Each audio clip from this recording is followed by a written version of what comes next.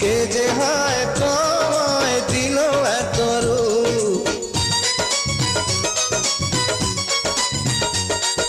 দেখে হয়ে গেলাম আমি যে চুপ।